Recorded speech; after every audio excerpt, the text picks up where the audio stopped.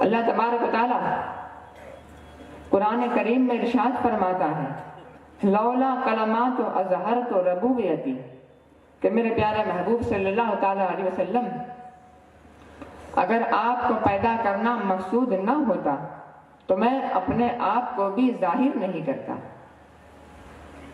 حضرت شیخ عبدالحق محدث دہلوی رحمۃ اللہ تعالیٰ علیہ اپنی کتاب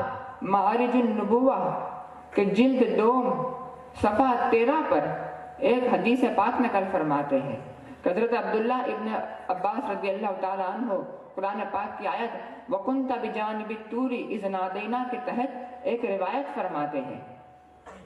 کہ جب حضرت موسیٰ علیہ السلام کو بارگاہ خداوندی سے توریت کی تختیاں عطا ہوئی تو آپ بڑے خوش ہوئے، بڑے راضی ہوئے، اللہ پاک کا شکر ادا کیا، بارگاہ خداوندی میں عرض کی کہ مولا کریم آج جو تو نے مجھے جس کرامت سے سرفراز فرمایا ہے مجھ سے پہلے کسی کو ایسی کرامت سے نہ نوازا ہوگا۔ اللہ تبارک و تعالیٰ نے فرمایا کہ موسیٰ علیہ السلام چونکہ ہم نے تیرے دل کو متواضع پایا، صاف پایا، اسی لیے ہم نے تجھے اپنے کلام سے نواز دیا۔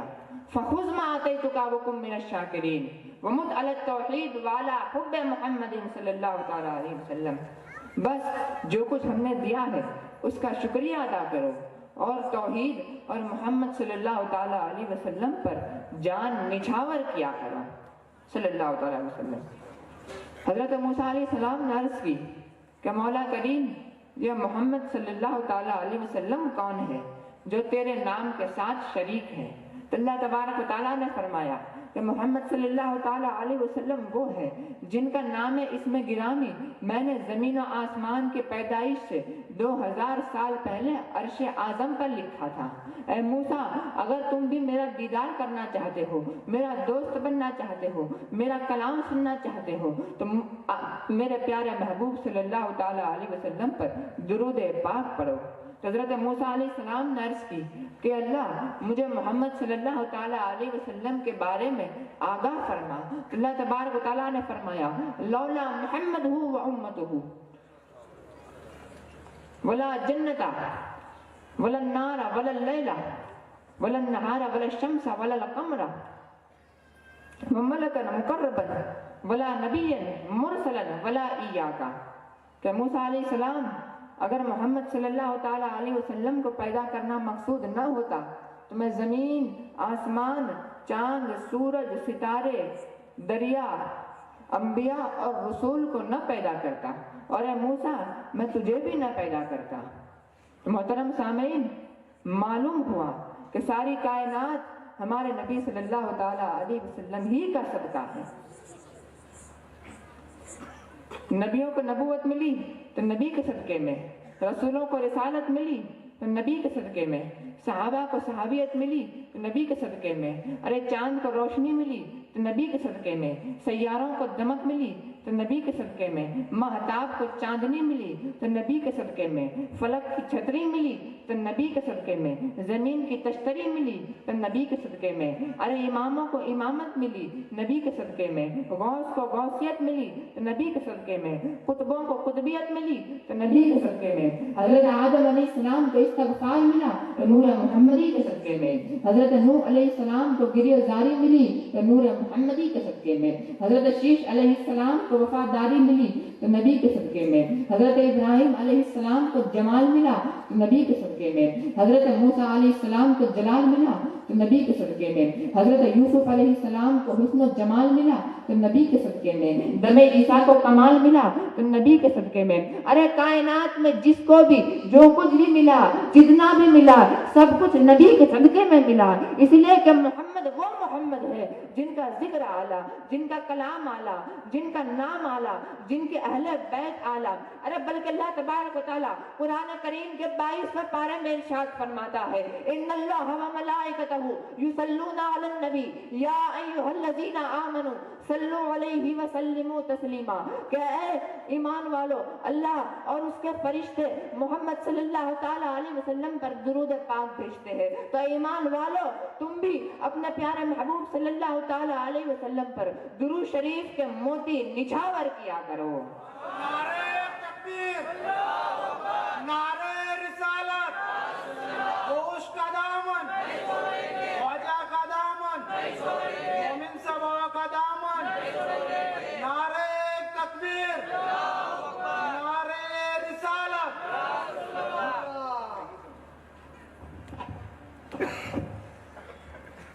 ایک مرتبہ درود پاک کا نذرانہ پیش کر لے۔ اللہم صلی علی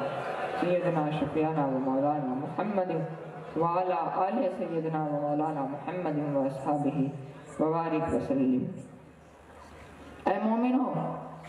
ذرا سوچو، زمین کی، آسمان کی، حور کی، غلمان کی،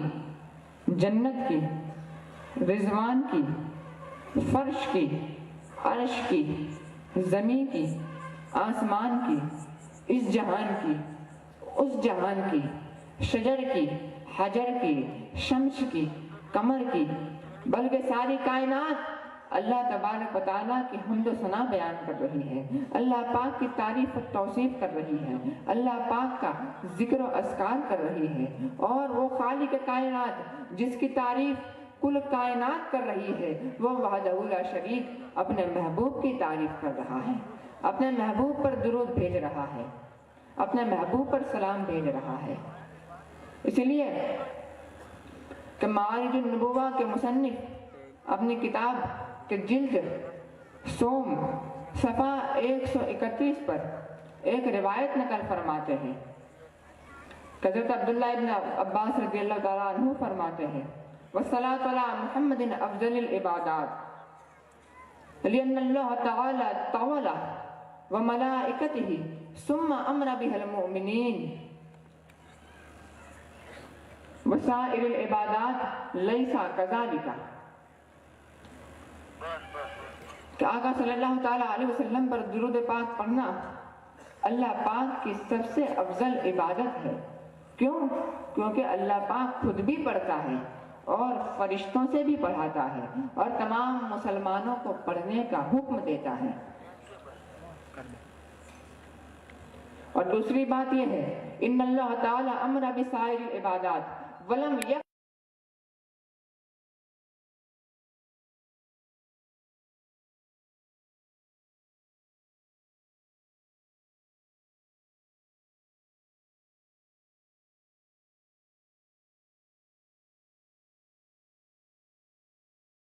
مگر خود نہیں دیتا، سب کو خیرات کرنے کا حکم دیا مگر خود نہیں کرتا، حج کرنے کا حکم دیا مگر خود نہیں کرتا۔ لیکن قربان جاؤں درود پاک کی فضیلت پر کہ اسے اللہ تبارک و تعالیٰ نے حج کی طرح فرض بھی کیا ہے اور خود بھی پڑھتا ہے، اپنے فرشتوں سے بھی پڑھاتا ہے اور تمام ایمان والوں کو یہ اعلان کرتا ہے کہ ایمان والوں، اگر تم اپنے ایمان کی حفاظت چاہتے ہو تو درود پاک کا ورد کرو، ایمان کی سلامتی چاہتے ہو تو درود پاک کا ورد کرو، ایمان کی پختگی چاہتے ہو تو درود پاک کا ورد کرو، جسم سے پریشانیوں کو دور کروانا چاہتے ہو تو درود پاک کا ورد کرو، جسم سے بیماریوں کو دور کرنا چاہتے ہو تو درود پاک کا ورد کرو، گھر سے شیطان الرجیم کو بھگانا چاہتے ہو تو درود پاک کا ورد کرو، گھر میں خیر و برکت کا ظہور چاہتے ہو تو درود پاک کا ورد کرو، اگر عزت و وقار کا تاج پہننا چاہتے ہو تو درود پاک کا ورد کرو۔ اور سب سے بڑی بات یہ ہے کہ اپنی دعا بارگاہ خداوندی میں منوانا چاہتے ہو،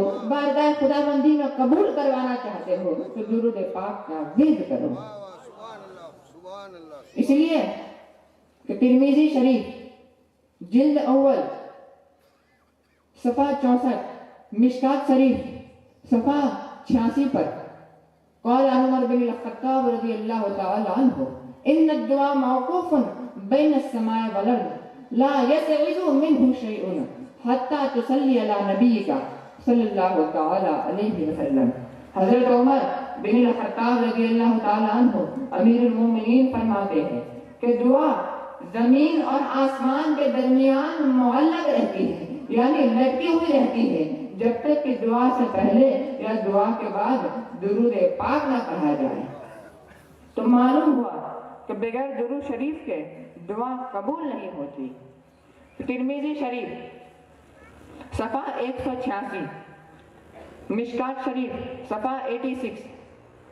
حضرت فضالت بن عبید رضی اللہ تعالیٰ عنہ روایت فرماتے ہیں کہ ایک مرتبہ آقا صلی اللہ تعالیٰ علیہ وسلم مسجد نبوی میں جلوہ گر تھے۔ ایک صحابی آئے، انہوں نے نماز پڑھی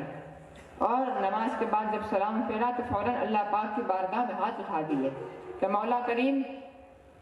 میری بخشش فرما دے، میری نجات فرما دے، میرے سارے گناہوں کو معاف فرما دے۔ تو آقا علیہ الصلوۃ والتسلیم نے فرمایا فقالا یا رسول اللہ صلی اللہ تعالیٰ علیہ وسلم اجلد یا ایھا المصلی، کہ نمازی تو نے دعا مانگنے میں بہت جلدی کر دی۔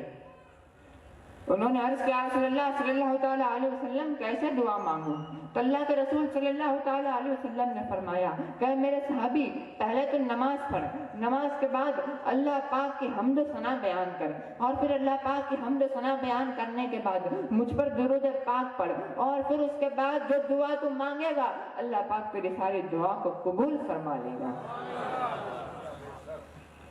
حضرت عبداللہ ابن مسعود رضی اللہ تعالیٰ عنہ روایت فرماتے ہیں، ترمذی شریف کی حدیث ہے صفحہ 147 پر، حضرت عبداللہ ابن مسعود رضی اللہ تعالیٰ عنہ فرماتے ہیں کہ ایک مرتبہ میں مسجد نبوی میں داخل ہوا، دیکھا کہ آقا صلی اللہ علیہ وسلم جلوہ گر ہے، بڑے بڑے صحابہ کرام بیٹھے ہوئے ہیں، حضرت ابوبکر صدیق جلوہ گر ہے، حضرت عمر فاروق جلوہ گر ہے، ارے عثمان غنی جلوہ گر ہے، اور پیروں کے پیر مولا علی بھی جلوہ گر ہے۔ میں نے مسجد نبوی کے ایک کونے میں نماز پڑھی، نماز کے بعد میں نے اللہ پاک کی حمد و ثنا بیان کی، پھر اس کے بعد آقا صلی اللہ تعالیٰ علیہ وسلم اور ان کی آل پر درود پڑھا،